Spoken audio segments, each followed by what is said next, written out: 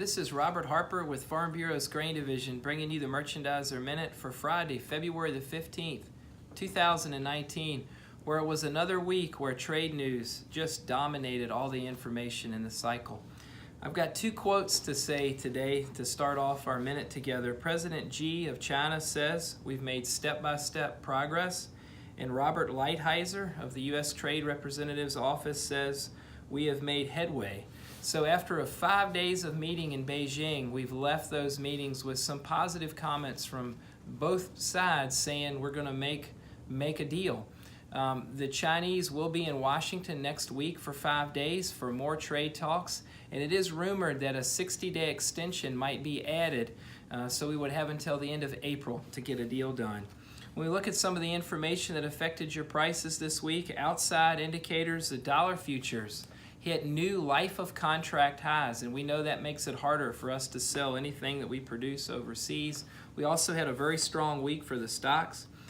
We are reminded too this week that we've really missed our big export window to China. August through February is when the majority of U.S. beans travel that way, and now that Brazil has 25% harvested their beans, our beans just aren't as competitive price-wise, even without the tariffs.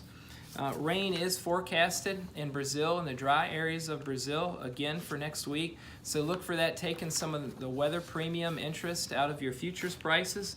And CONAB released a new production number for Brazil soybeans this week. They did lower production, 4 million metric tons for last year, and maybe that will be price positive, just reflecting the drought they had in January.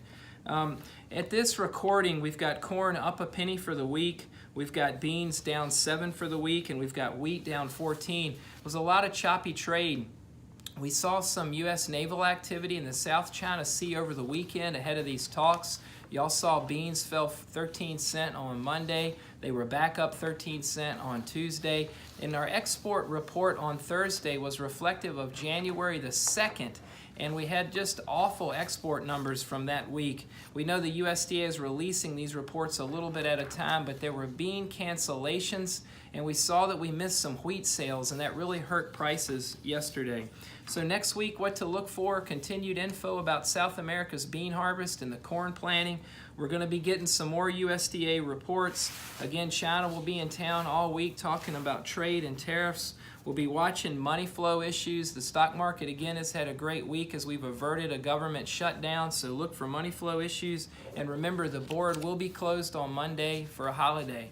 If we can be of any help, please give us a call. This is Robert at Farm Bureau's Grain Division.